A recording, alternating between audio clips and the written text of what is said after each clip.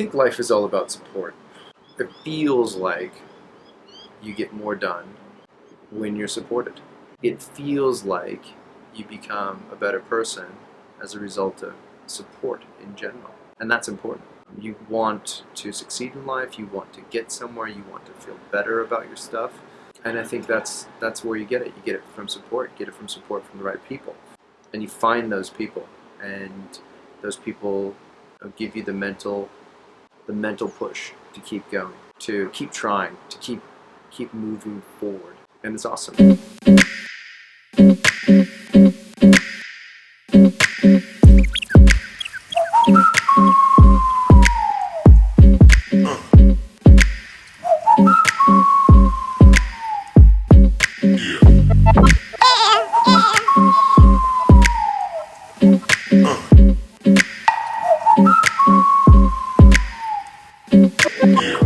It's a bit of a fail session today. Oh, it sucked. Wanted to replace my bottom bracket bearings and could not.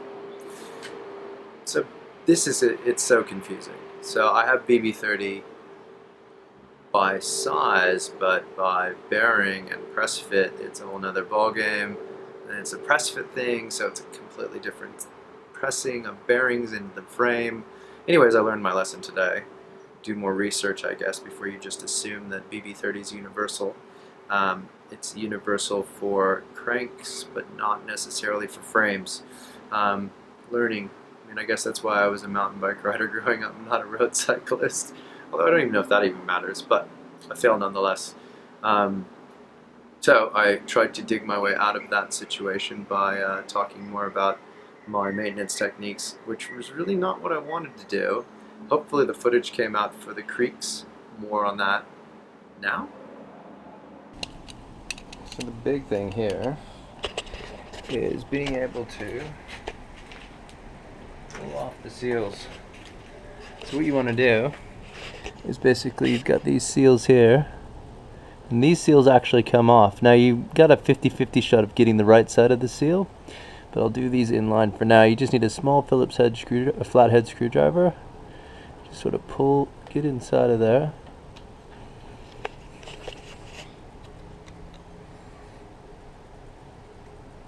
You don't want to dig too much. You don't want to break it too much. Pull it off. Now on this side, you can see that it's not the bearing side. So we'll go around to the other side. Right, so here on this side, you'll see, get underneath there, nice and easy. Pull it. But on this side, I've actually got the bearings. You can see them all packed in there. Yeah, so I'm just packing it with this stuff.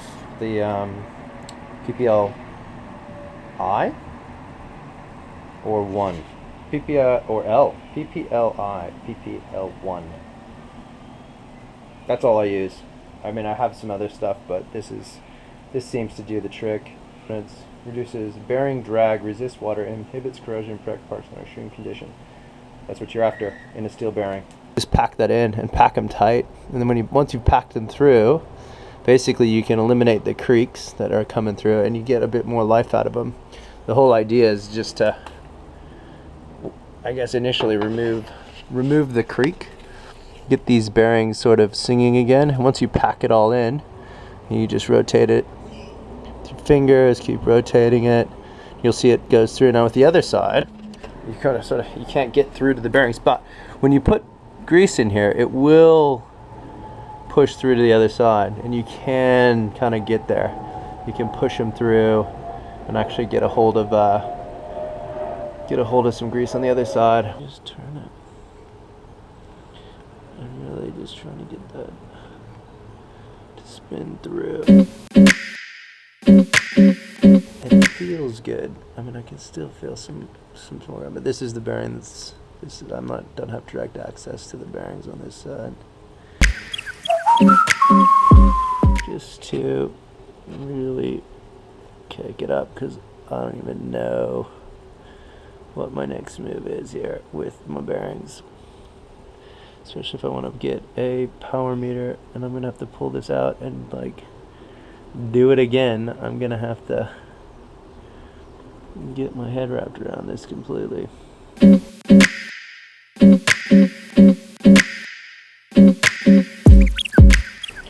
I'm feeling pretty good about that. Shove that all in.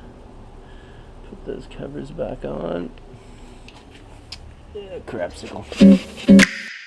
Everything's falling apart.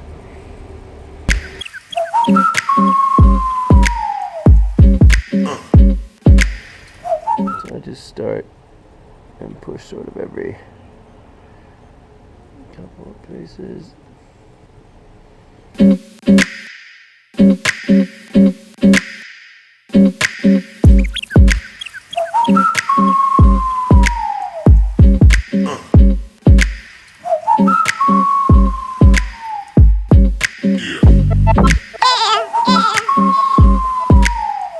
So, 3 things that I use when I'm cleaning the bike, doing the maintenance, or the basic maintenance stuff. One of the things, I can't remember what these are called, but I'm pretty sure it's a freewheel. It goes in the back. I made this with parts from a local hardware store because you can't really just go and buy them.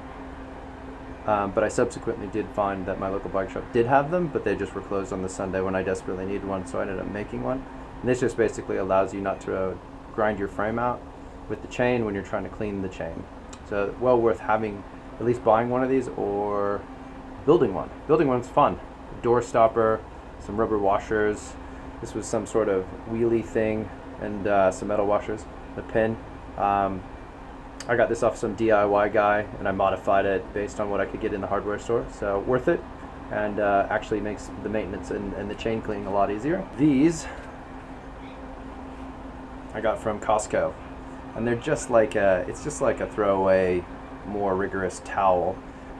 It does wear and tear, but you'll see when I did my wheel, I used to use like a t-shirt, cotton fabric, to clean the cog, but and that was, you know, obviously works really well, but then cotton, if you don't clean it, or you're just basically throwing it away and you're using cutoffs. This is a great, you know, reusable thing, so you can clean your frame, get all the way to the end, use it, clean your cog off, and get your chain nice and clean. Well worth an investment, and I think this was bugger all, and it just keeps going and going. But this is, we're watching the GCN quick bike cleaning, and these are legendary. Cleaning your chain and getting that chain nice and clean. I mean, this just seems to get into all of the chain parts and gets it really rapidly clean. I've got a chain cleaner tool. I mean, it's cool, but it's a lot of setup, and this seems to do almost as good of a job. So this little chain degreaser, do it a few times, get some water on there, it's pretty good. So those are my 3 hot tips after a massive fail of not being able to do my bottom bracket and only basically being able to clean my bike and do some maintenance, which needed to be done. I got a road ride tomorrow. Anyway, so that was the Creaky bearing fix, the recompense for the failing of being able to do the longer thing. I guess it does open up the door to maybe just getting the right power meter, the power meter I want, the one that actually you know, would require different bearings to fit. I'm unsure at this point in time. Yeah, maybe I'll just do the due diligence here and figure that one out. Training plan. Had to do the hunted again. Still can't do that one and to completion without at least a break. I let my heart run a lot higher up in the anaerobic zones for a lot longer this time. I still had to let the feet off the pedals just in the brake windows just to get through the final sprints, but man, that's a beater. That's twice now in this plan. I did better than the first time, but both times I've had some mental drain, and I don't know what it was. Last time was because I was tired because I'm doing this, but this time it was more to do with, I think, oversleeping. I felt like I had the juice, but the legs just were a bit tired. I played ice hockey last night. Maybe that's what it was. Having a strong mental game is cool. I mean, I think that you have to be able to persevere. This cycling thing really pushes your mental game. Today I popped, couldn't do it, couldn't hold myself together. Felt as though I needed to stop. My mind took over and said stop. Couldn't beat that voice, the monkey on my back. I mean, that is frustrating. It hurts. It makes me feel like I can't do things. But at the same time, you know, I started the ride going, I'm going to do it, I'm going to get all the way through it. I think I got farther before I felt as though I had to just ease up and give myself a minute. Is it failing? I mean, that's an interesting question. Is it a failure when you're pushing yourself past your maximum to stop? Oof. Is it failure? I'm going to mark it as no. It's just a setback. It's moving forward still. It's not like I'm not going to get on the bike again. It's not like I'm going to not want to just smash it the next time I get that video on. I mean, I certainly thought that at the end. I was like, God, I can't wait till the end of this program because I'm just going to go for it. That's going to be one of the first videos I do to see where my progress comes in. Have I increased? Have I gotten better? Have I gotten stronger? You know, that's the one I want to go for. The Hunted. If you haven't ridden the Hunted, ride it. Make sure you set your FTP right. I'm at like, last check-in was 286, but I reckon I'm a good 290, good 295 at this point. Yeah, and it's pushing me. It's pushing me. It's working me. The diet thing is still good. I'm down to 80 kilos, which is kind of crazy. I guess maybe I was wrong about muscle mass, although maybe I was, and maybe I've just lost more fat. I don't even know. It's still roughly the same with less weight. I did it after a ride, so perhaps it's just all the water coming out of my system. Maybe I'm just retaining heaps of water as a result of the new diet. I have no idea, but kilos are down, which is, I guess, okay, because that means things are disappearing. Yeah, food's good. Banana smoothie, anyone?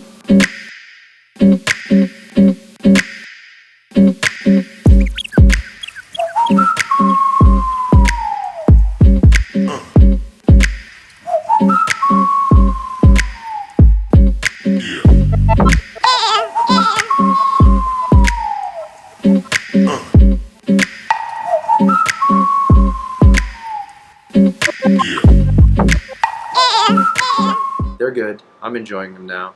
I'm over it. I feel like I almost need them to ride. Am I becoming codependent? No idea. But it feels like they're good, and I can feel my body really needing it and getting the food source from it when I'm doing the ride. I'm out on the road tomorrow, 75 minutes, doing some base Ks, I guess, but to a good level of moderate intensity.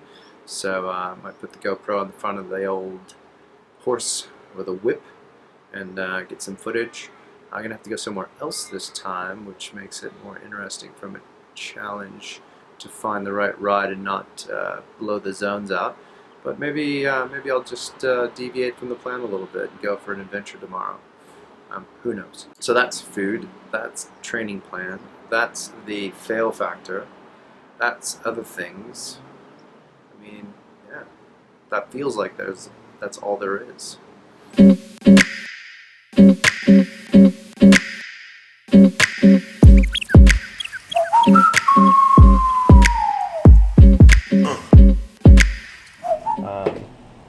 Cool, well, let's get back to pulling this bike apart.